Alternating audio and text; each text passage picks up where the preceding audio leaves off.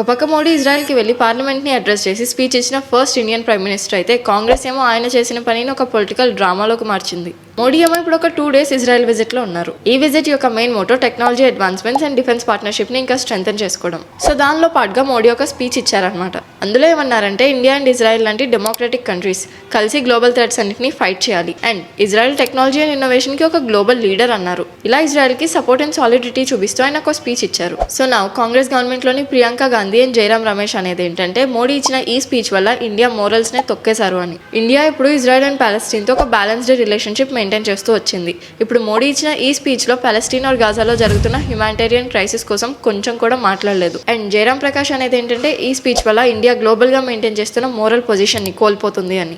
ఇలా Palestine are Gaza కోసం mention చేయకపోవడం వల్ల ఇండియా మెయింటైన్ చేస్తూ వచ్చిన రిలేషన్షిప్స్ అన్ని దెబ్బతింటాయి అంటున్నారు. ఒక పక్క మోడీ ఇజ్రాయెల్ తో డిఫెన్స్ ఎంఓయూస్ ని ముందుకు తీసుకెళ్దామని చూస్తుంటే, కాంగ్రెస్ ఏమో ఇండియాకు అసలు మోరల్సే లేవంటోంది. దీనివల్ల పార్ట్నర్షిప్స్ పెరుగుతున్నాయా లేదా పొలిటికల్ వార్స్ ముందుకెళ్తున్నాయా? మీరేమనుకుంటున్నారు? ఇంటర్నేషనల్ నుంచి హైపర్ లోకల్ దాకా ఎలాంటి న్యూస్ అయినా ఫస్ట్ మీకు తెలియాలంటే డౌన్లోడ్ చేసుకోండి వే2న్యూస్ యాప్.